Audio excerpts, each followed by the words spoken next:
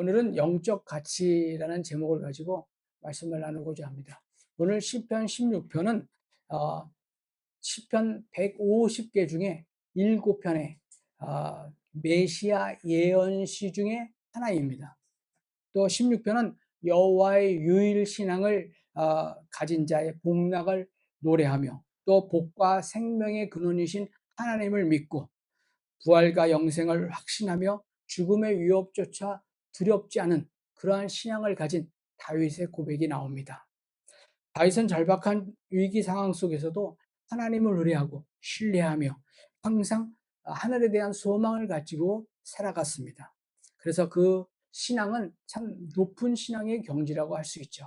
그래서 오늘 다윗의 그 신앙의 경지가 어떻게 해서 높았는지 그 영적 가치에 대해서 오늘 같이 은혜를 나누고자 합니다. 첫 번째, 성도의 진정한 복은 복의 근원이신 하나님으로 우리 성도들은 입술로 하나님을 찬양해야 합니다.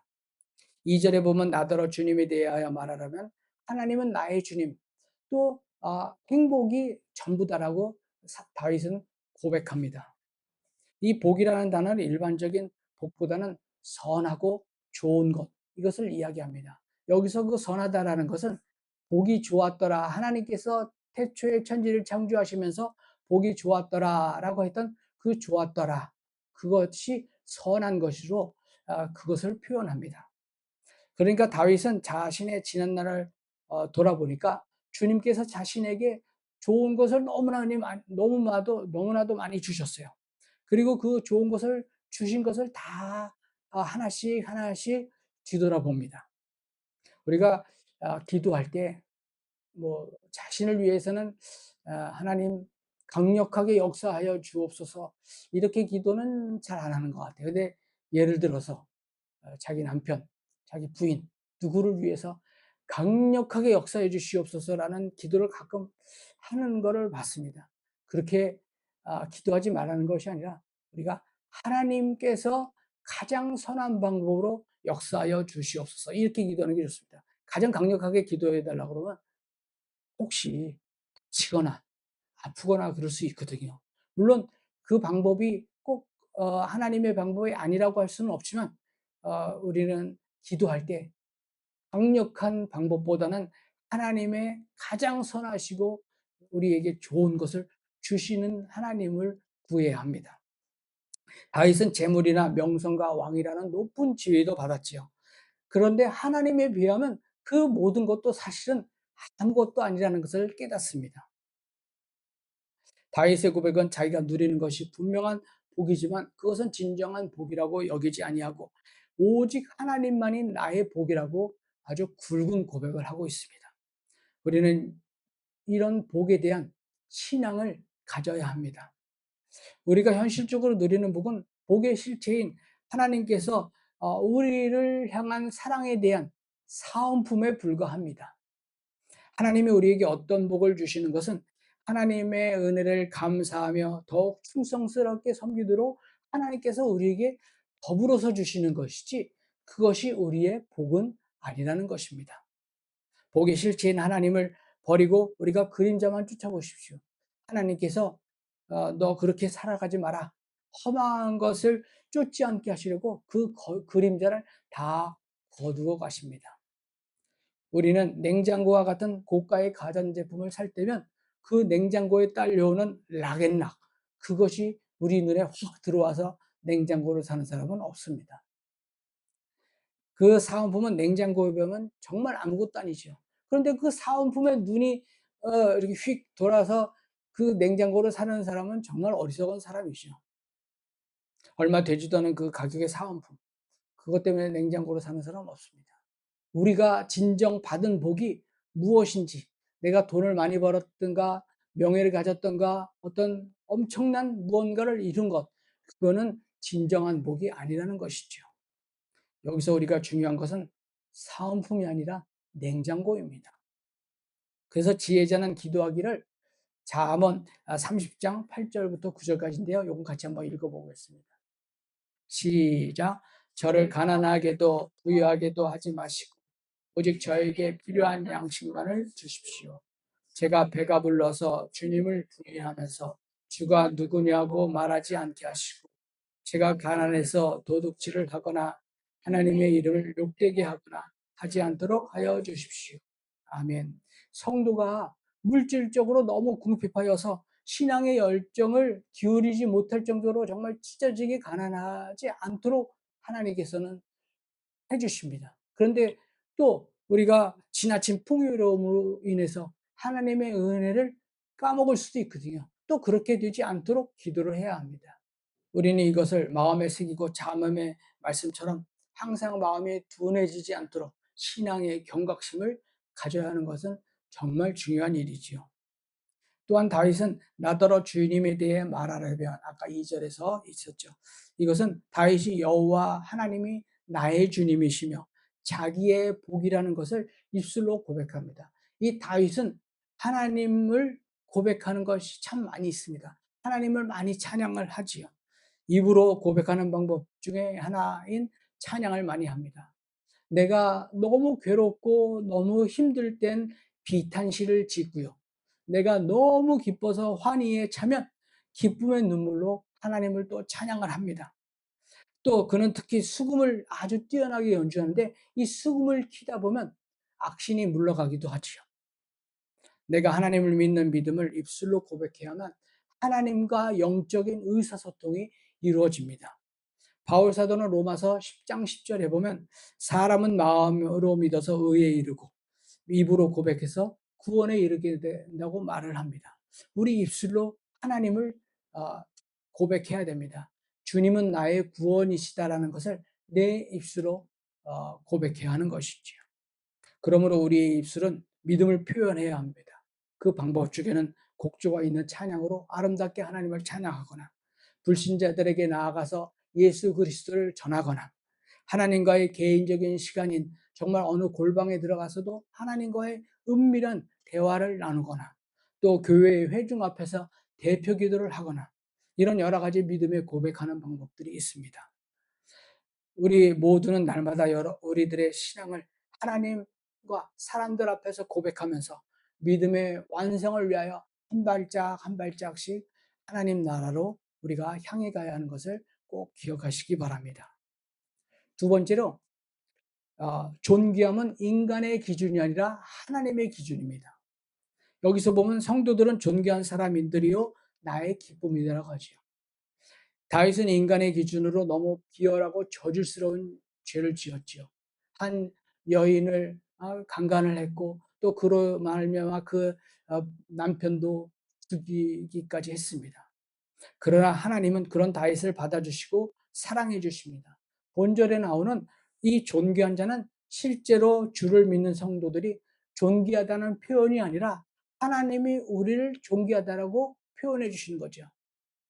깨끗하지 않은데 깨끗하게 보아주시고, 존귀하지 않은데 존귀하게 우리를 여겨주신다는 말씀입니다.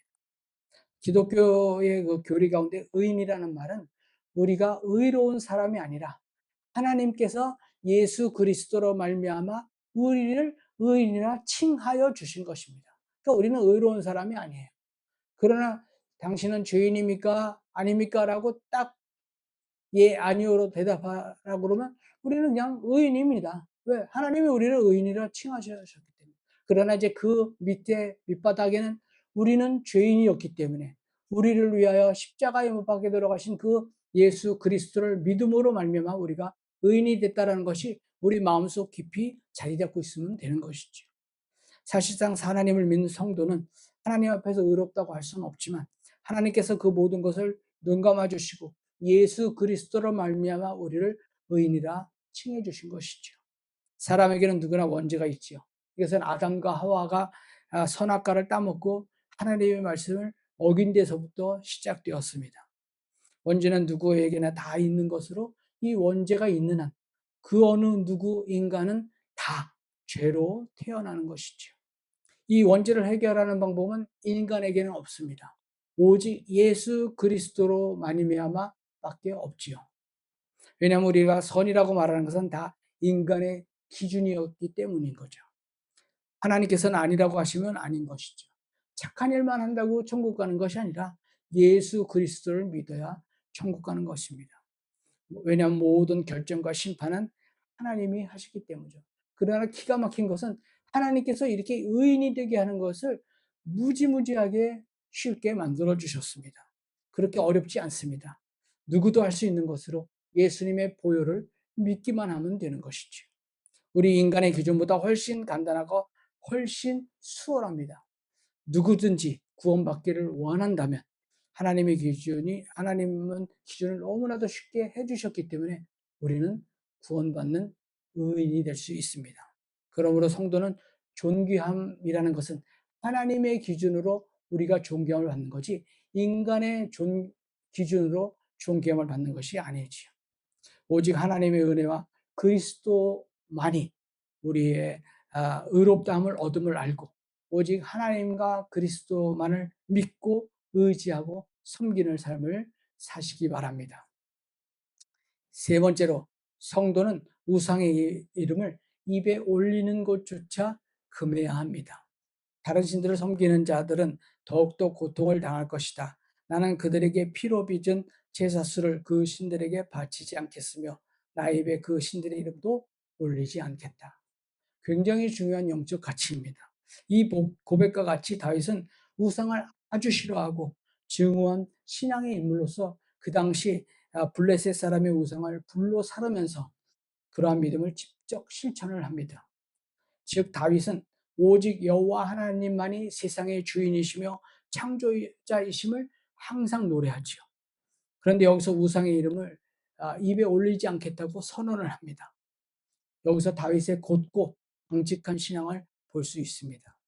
우리들도 그 다윗과 같이 그 강직한 신앙을 본받아야 마땅한 우리 성도들의 할 일이 되는 것이죠. 예로부터 우리나라는 불교와 무속신앙이 주류를 이루면서 민중의 삶에 너도 나도 모르게 아주 뿌리 깊게 우리 저변에 확대가 되어 있지요. 그 중에서도 특히 신과 민중과의 매개체로 무당을 두고 있는 이런 무속신앙은 그 영향력이 매우 강합니다. 이러한 가운데 손금, 궁합, 태길 이런 것들은 너무나도 자연스럽게 우리 삶에 녹아있는 대표적인 우상숭배 중에 하나지요. 그들은 말하기를 소위 장난으로, 재미로 손금을 모하고 스포츠 신문에 나오는 오늘의 운세를 보고 또 점집에 가서 궁합을 보지요. 그리고 결혼이나 이사를 간 날도 무당이나 점술가들을 찾아갑니다. 전통적으로 내려오는 토속신앙과 기독교가 알게 모르게 뒤섞여서 소위 종교 혼합주의가 되는 것이죠. 옛날에도 그 종교 혼합주의가 굉장히 심했습니다. 성도님들의 신앙관을 한번 판단을 해보세요. 뭐냐면 몇 년 전에 이날치에 범 내려온다라는 거 다 아실 겁니다. 그들의 춤과 동작과 옷의 형태를 잘 보십시오. 제가 잠깐 보여드릴게요. 사실 예배 때 이런 것을 틀어놓는 것 자체가 주님께 죄송스럽지만 잠깐 보여드리겠습니다. 그 이날치 밴드의 범 내려온다가 힙한 장르로 떠올라서 젊은 층은 물론 세계에 이것이 전해지지 않은 데가 없어서 아주 정말 K-팝으로 무지무지하게 호응을 할 때가 있었죠. 지금도 뭐 홍보용으로 쓰여지고 있습니다. 동시에 물론 판소리가 어떻게 변화될 수 있었는지 우리의 음악의 경쟁력이 얼마나 되는지는 실험하고 확인할 수 있었던 노예이지요. 판소리가 잘못됐다는 게 아니라 또 판소리의 가사, 수금과의 일부분을 그렇게 냈는데 그것이 잘못됐다는 것이 아니에요. 우리가 내용은 몰라도 범 내온다를 무한 반복하면서 새로운 음악 문화를 만들어낸 데는 일단 성공했다고 볼 수 있습니다. 아주 흥이 나죠. 정말 흥이 납니다. 그런데 요즘 교회에서 이걸 가지고 패러디를 해요. 제가 원본을 한번 보여드리겠습니다. 옷을 보셨습니까? 저게 무슨 옷인지 아셔요? 무당들이 입는 옷입니다. 그 다음에 저들이 춤추는 그 춤은 장단이 있는데 이 장단은 자진가락과 국거리 장단에 맞춰서 추는 춤이에요. 이 가락은 우리나라 가락이라 문제는 없습니다. 그러나 저들이 춘 춤은 덧배기 춤이라고 해서 악한 기운을 움켜쥐고 땅으로 묻어버리고 신명나는 기운을 생성한다는 추술적 의미예요. 우리 땅은 하나님의 창조, 인간, 생명, 죄, 구원, 하나님께서 약속하신 복이 이루어지는 장소지요. 우리가 제사를 지낼 때 예전에 피를 땅에다 뿌리지요. 또 아벨과 가인에서 가인이 아벨을 죽였을 때 땅에서 가인의 목소리가 들린다. 이 땅이라고 하는 것은 하나님과 우리의 어마어마한 관계가 있습니다. 근데 이 땅에서 악한 기운을 움켜쥐고 땅을 묻어버리고 신명나는 기운을 생성한다라고 하는 무당의 춤입니다. 덧배기 춤이라는 것이. 근데 이것을 교회에서 이브의 특송을 하고 성탄 전야제로 중고등부 남자애들이 춤을 추고 크리스마스 초청 예배에 세 번째 공연까지 하고 또 헌금송을 이걸로 페달을 합니다. 그 중에 한 가지를 또 보여드릴게요. 교회에서 이 복장이 아까는 정말 무당의 옷이죠. 근데 교회에서 그 무당의 옷까지 입을 수는 없잖아요. 그러니까 조금은 화려하게 빨간 옷을 많이 입겠죠. 빨간 옷이 잘못됐다는 게 아니라 그것을 닮아간다는 게 문제지요. 가사가 중요한 게 아니죠. 그런데 이 덧배기 춤이라는 것은 무당들이 추는 춤인데 그걸 교회에서 한다는 거는 어떻게 표현할지 모르겠습니다. 한번 이거는 여러분들이 또 한번 잘 생각해 보셔야 합니다. 판소리를 가지고 뭐라고 하는 것이 아니지요. 판소리는 저도 좋아합니다. 한때 그 박동진 명창을 아시죠? 박동진 명창은 그 장로님이에요. 제가 청년회 때 박동진 장로님께서 마태복음에 예수님께서 십자가 사건을 그 판소리로 엮은 것을 제가 청년회 때 당시 시연을 한 적도 있었어요. 그 당시에 뭐 별걸 다 했죠. 부끄럽습니다만 그런 걸 했습니다. 우리가 그런 것을 이 판소리하고 뭐 자진가락, 뭐 자진몰이 그런 멜로디가 아니라 그 가락이 아니라 여기서 무엇을 행했느냐, 그 뜻이 무엇이냐, 동기가 중요한 거지요. 이건 굉장히 중요한 것입니다. 우리가 대화할 때도 말 하나를 하나를 보면 이런 무속신앙에 파묻혀서 그거를 아무 거리낌 없이 이렇게 내뱉는 경우도 너무나도 많지요. 성경을 보면 지금 여기 나오죠. 레위기 19장 31절. 제가 읽어드릴게요. 너희는 혼백을 불러내는 여자에게 가거나 점쟁이를 찾아가거나 해서는 안 된다. 그들이 너희를 더럽히기 때문이다. 나는 주 너희의 하나님이다. 아멘. 무당과는 교류하지 말 것을 엄격하게 아예 딱 정해놓고 있습니다. 그것은 창조주이신 하나님께 돌려야 할 영광이 그들에게 가기를 하나님께서는 조심하라고 경각심을 주시는 말씀이죠. 우리 사랑하는 성도 여러분, 행여 우리가 알게 모르게 주님의 분노를 샀는 일이 없는지를 잘 돌아보시기 바랍니다. 우리는 사소한 일상 중에서도 아주 사소한 대화에서도 우상과 관계되지 않도록 조심해야 합니다. 우상의 그 이름을 입에 올리는 것조차 금해야 하는 것을 정말 기억해야 합니다. 네 번째로 성도의 자아 실현은 세상의 기업이 아니라 하나님으로 인해 이루어집니다. 마지막 말씀 5절 말씀. 주님, 주님이야말로 내가 받을 유산의 몫입니다. 주님께서는 나에게 필요한 모든 복을 내려주십니다. 나의 미래는 주님이 책임지십니다. 아멘. 여기서 유산의 몫이라는 말을 성경적 다른 말로 표현하면 기업입니다. 아까 우리 기업, 내가 받을 기업, 생명보다 귀하다. 우리가 찬양했잖아요. 이는 상속된 재산이나 직업처럼 자신의 생계를 이어갈 수 있는 수단을 말하는 거죠. 다윗은 자신이 비록 세상에서 살고 이스라엘 왕으로서의 세상의 직업으로 살았지만 자신의 진정한 기업은 오직 하나님이라는 고백을 한 것이지요. 이것은 다윗의 자아 실현이 세상 일로 인해서 이루어지는 것이 아니라 오직 하나님으로 인해 이루어진다는 것을 말하는 것입니다. 그리고 그것을 이루기 위한 가장 보편적인 방법이 바로 직업을 갖고 있는 것이죠. 물론 세상에서의 직업은 하나님께서 주신 것이며 소중하고 귀중한 것입니다.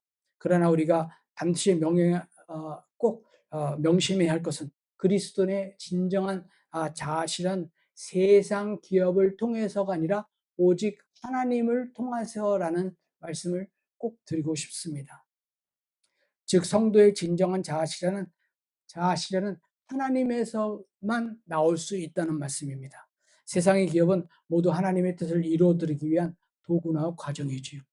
그러므로 세상 기업을 세계 성도의 최고 인생 가치로 삼아서는 안 되며 성도의 진정한 자아실현은 오직 하나님이라는 것을 기억해야 합니다. 그러나 우리가 기억할 것은 오직 하나님께만 나의 가치가 있다고 생각해서 세상의 기업, 내가 갖고 있는 직업이나 내가 지금 해야 할 일들을 이렇게 서투르게 그냥 대충 해서는 또 안 되는 것이지요.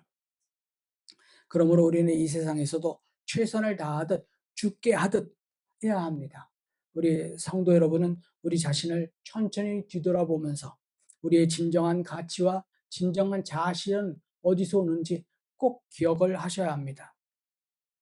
다윗은 자신을 지켜주시는 분이 누구신지, 자신이 피해야 할 곳이 누구인지, 누가 자신의 인생을 책임져 주시는지, 정말 자신의 참된 복의 근원이 누구이신지를 깨달은 것이죠. 또한 다윗은 절대적인 권력과 온 백성의 신임을 한 몸에 받고 있음에도 온 이스라엘 땅이 자신의 산업과 소득과 분깃이 되지 않고 하나님께서만이 자신의 산업과 분깃과 소득이 되고 오직 복의 근원이라는 것을 고백하는 것입니다. 우리도 다시 한번 우리의 신앙을 재정비하면서 하나님의 기준으로 존귀히 여겨지며 우상의 이름을 떠올리지 말고 우리 입술에도 올리지 말고 하나님이 주신 모든 것, 즉 복의 근원이신 하나님을 제대로 믿고 따라가며 무엇보다도 귀한 영적 가치를 쫓는 지혜로운 성도들이 되시기를 주님의 이름으로 축원합니다.